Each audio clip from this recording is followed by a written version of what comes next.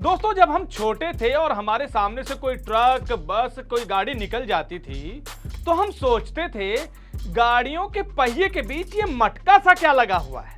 और उस पर पेंटिंग भी होती थी। कोई राक्षस का चेहरा लगा देता था, कोई डेंजर का।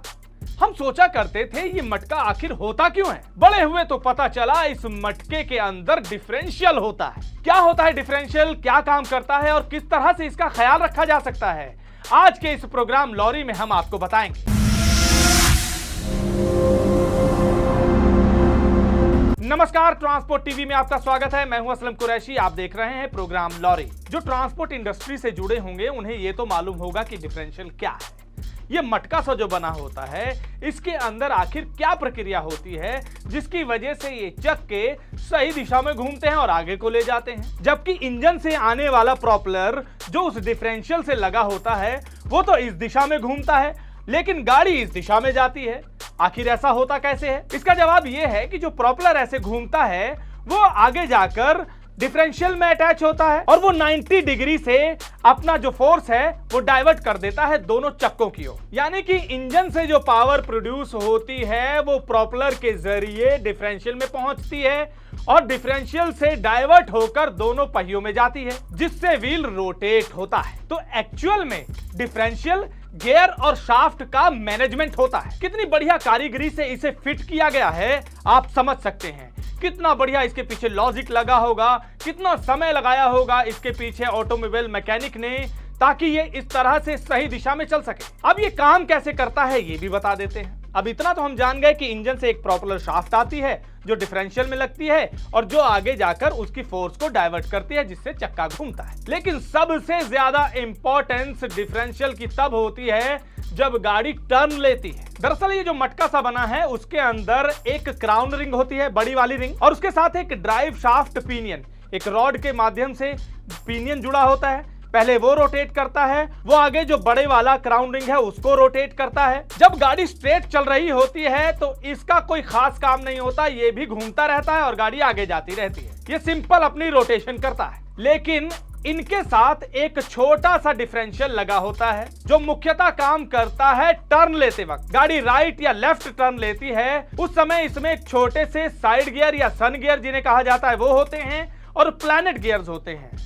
वो अपनी भूमिका निभाते हैं। वो कैसे, चलिए आइए समझते हैं। देखिए, जब गाड़ी स्ट्रेट चलती है तो सिर्फ क्राउन रिंग और ये पिनियन घूमता है। लेकिन जब गाड़ी मान लीजिए लेफ्ट की तरफ घूमने लगी तो क्या जरूरी होता है? जब गाड़ी लेफ्ट घूमी तो जो कंडक्टर साइड का पहिया पीछे रेयर में होगा उस पर ज्यादा लोड पड़ेगा। अगर वो तेजी से घूमता रहेगा तो गाड़ी टर्न नहीं होगी। उसका स्लो होना बहुत जरूरी है। और जो राइट साइड वाला उस समय जिसे हम आउटर व्हील कह सकते हैं और लेफ्ट वाले को हम इनर व्हील मान सकते हैं, तो जो आउटर व्हील यानी राइट वाला व्हील होगा लेफ्ट टर्न लेते वक्त उसकी स्पीड ज्यादा होनी चाहिए और लेफ्ट वाले की कम, क्योंकि इस पर लोड ज्यादा हो जाता है। अब ये जो काम होता है कि पहिए की स्पीड को कैसे कंट्रोल करें, कितनी पावर इसको दें, वो काम करता है साइड गियर या प्लैनेट गियर। जब गाड़ी स्ट्रेट चलती है तो वो 50-50 पावर सप्लाई करता है। जैसे ही गाड़ी लेफ्ट टर्न करने लगेगी तो क्या करेगा कि इस पहिए में वो परसेंटेज कम कर देगा पावर की। राइट साइड वाले पर 70%, यहां 30% करके जो गाड़ी की घूमने में मदद करता है और गाड़ी आसानी से घूम जाती है। लेकिन ये संभव नहीं हो पाएगा अगर दोनों पहिए सेम स्पीड पर होंगे, तो उसको कंट्रोल करने के लिए डिफरेंशियल लगाया जाता है। ये तो आप समझ गए होंगे। चलिए आइए अब जान लेते हैं कि आपको कैसे पता चले कि डिफरेंशियल में खराबी आ चुकी है। जब भी डिफरेंशियल बैड कंडीशन में होंगे या खराब होने वाले होंगे या हो रहे होंगे तो आपको उनमें से एक एक्सेसिव नॉइज यानी बहुत ज्यादा आवाज आने लगेगी, क्लैंकिंग की या हमिंग की यानी खनखनाने की या कुछ खड़खड़ाने की आवाज आपको आने लगेगी। गाड़ी वाइब्रेट करने लगेगी। गाड़ी को स्टीयर करने में यानी कि घुमाने में, टर्न लेने में आपको दिक्कत आने लग जाएगी। ये जो रियर एक्सल शाफ्ट में ज्यादा सा शोर आने लगता है ना, ये रिंग और प्लैनेट गियर में खराबी होने की वजह से होता है। तो इससे आपको अंदाजा लग जाएगा कि डिफरेंशियल में कोई ना कोई खराबी आ गई है। अब इसे अच्छे से मैकेनिक से चेक करवा लेना चाहिए। अगर आप इस प्रोफेशन में हैं, गाड़ी चलाते हैं, तो आपको ये सारी जानकारी, बारीकियां पता होनी चाहिए। अब इनका नुकसान होने से बचाया कैसे जा सकता है, इसके बारे में भी बात कर लेते हैं। दरअसल लुब्रिकेशन प्रॉपर ना होना और गलत ऑयल का या तेल का इस्तेमाल कर लेना, ये भी डिफरेंशियल को खराब करता है। पानी से भी इसे बचाना होता है, तो अपनी जो सीलिंग होती है उसको प्रॉपर चेक करें कि सील है कि नहीं, कोई लीकेज तो नहीं है। एक्सपर्ट्स का मानना है कि 30 से 50 हजार किलोमीटर चल लेने के बाद इसको चेक करवा लेना चाहिए। अब इससे बचने के भी यही तरीके हैं कि शेड्यूल में आप इसको चेक करते रहें, इसकी ऑयलिंग चेक करते रहें और बढ़िया ऑयलिंग या लुब्रिकेशन करवाएं, लोकल बिल्कुल नहीं, क्योंकि खर्चा आप पर ज्यादा पड़ सकता है। कहीं बीच रास्ते में आप रुक जाएंगे, दिक्कत हो सकती है।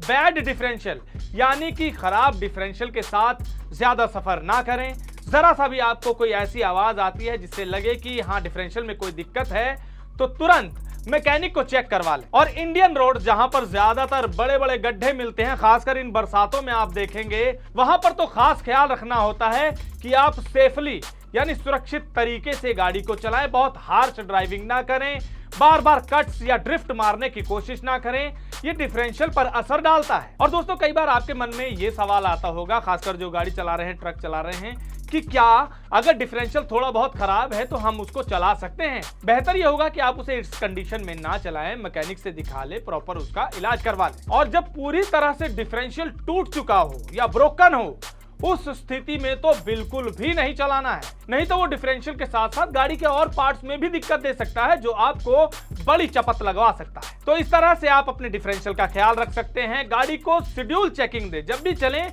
चेक जरूर करें। कैसी लगी आपको ये जानकारी, कमेंट सेक्शन में लिखकर जरूर बताइएगा। और किस टॉपिक पर आप जानकारी लेना चाहते हैं वो भी आप कमेंट सेक्शन में लिखकर सुझाव दे सकते हैं। ट्रांसपोर्ट टीवी देखने के लिए धन्यवाद। ट्रक हो या बस, टैक्सी हो या ऑटो, छोटा हाथी हो या पिकअप, इन सब का बीमा सिर्फ और सिर्फ ट्रांसपोर्ट मॉल से। बस गाड़ी की आरसी और पुरानी बीमा कॉपी ट्रांसपोर्ट मॉल ऐप में डालें या 90-831-90-831 पर व्हाट्सएप कर दें, तो गाड़ी का बीमा सिर्फ और सिर्फ ट्रांसपोर्ट मॉल से।